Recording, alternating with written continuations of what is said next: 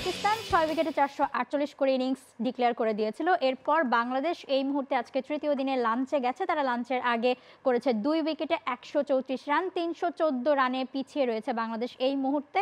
বাংলাদেশ যে ধৈর্যের পরীক্ষাটা দিয়েছে আমার মনে হয় সেটা আসলে অ্যাপ্রিশিয়েটেবল। অবশ্যই আমরা জানি যে টেস্ট ক্রিকেট আমাদের জন্য খুবই ইম্পর্টেন্ট। আর মানে আমরা পাকিস্তানের কাছে অ্যাওয়েতে টেস্ট ম্যাচ খেলছি। আমরা সবাই জানি হয়তো টেস্ট ক্রিকেট আমাদের যেই স্ট্যান্ডার্ডে খেলা দরকার বা যেই ইমপ্রুভমেন্টের দরকার ছিল আমরা সব কিছু ওইভাবে ভালোভাবে যাচ্ছে না। তারপর আমি এই খেলা নিয়ে কথা বলার আগে তারপর জানি এটা আমাদের খুব ইম্পর্টেন্ট, ক্রিকেটটা আমাদের কাছে অনেক ইম্পর্টেন্ট। আমি যেই জিনিসটা একটু বলতে চাই যেটা হলো আমরা জানি একটু একটা বড় বিপদ আমাদের দেশের মধ্যে আছে, বন্যা। অনেক মানুষ কষ্ট করছে, অনেক বিপদে আছে। আমরা সবার জন্য দোয়া এবং সহযোগিতা রেখে আশা করি দ্রুতই আমাদের বাংলাদেশ আবার ভালো অবস্থায় ফিরে আসবে। সবার জন্য দোয়া এবং সহযোগিতা কামনা করছি। অবশ্যই একদমই তাই। টি স্পোর্টসের পক্ষ থেকে এবং স্ট্রেট ড্রাইভ অনুষ্ঠানের মাধ্যমে আসলে সেটাও আসলে আমরা জানাতে চাই যে সবার জন্য সেই দোয়াটা রইলো এবং বাংলাদেশ খুব দ্রুতই আসলে এই পরিস্থিতি মোকাবেলা করে আসলে উতরে যাক। নাবিল কায়সার, অবশ্যই ম্যাচের কথা যেটা বলছিলেন যে বাংলাদেশের আজকের দিনের শুরুটা কিন্তু ভালো হয়েছে, কোনো সন্দেহ নাই। আমি যদি একটু ওভার বাই ওভার ক্যালকুলেশন করি, প্রথম 10 ওভারে বাংলাদেশ 10 রান করেছিল।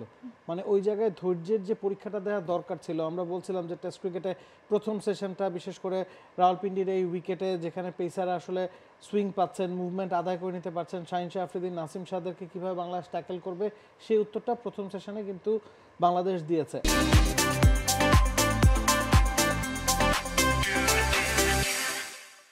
একটা উইকেট তারা হারিয়েছে, তবে 10 ওভারে মাত্র 10 রান করলেও বাংলাদেশ ম্যাচে খুব ভালো মতো ছিল।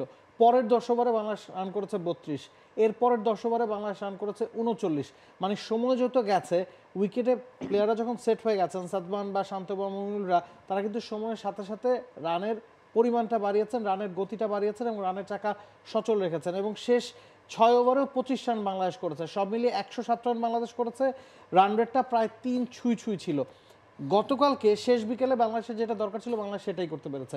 কোনো উইকেট হারানো যেত না এবং সেই কাজটা কিন্তু সাদমান এবং জাকির করতে সক্ষম হয়েছিলেন। হ্যাঁ, আজকে জাকির শুরুতে আউট হয়ে গেছেন। নাসিম শাহকে ক্রেডিটটা দিতে হবে, যেভাবে তিনি বলকে সুইং করাচ্ছিলেন, বেশ কয়েকবার বিট করেছিলেন জাকিরকে, মনেই হচ্ছিল যে তিনি হয়তো আউট হয়ে যাবেন। তবে জাকিরের বিদায়ের পরও বাংলাদেশ এই ম্যাচে ভালো মতোই এখন পর্যন্ত আছে, একদমই ভালো মতো টিকে আছে।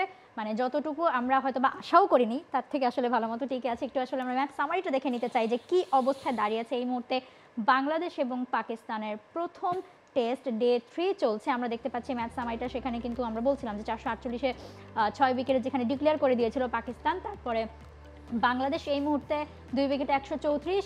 সাদমান আছেন 53 রান করেছেন, তিনি নট আউট এবং সেই সাথে তার সঙ্গে এই মুহূর্তে ক্রিজে আছেন মুমিনুল 45 রানে। সেই সাথে শান্ত এবং জাকির দুজন আমরা ব্যাটারকে হারিয়েছি। সেই দুজনের কথায় আসবো। ইন্ডিভিজুয়াল পারফরমেন্স নিয়ে যদি আসি, শুরুতেই সানোয়ার ভাই, সাদমানের কথা যদি বলি, তিনি আসলে সুযোগই পাওয়ার কথা ছিল না মাহমুদুল হাসান জয় যদি ইনজুর্ড না হতেন।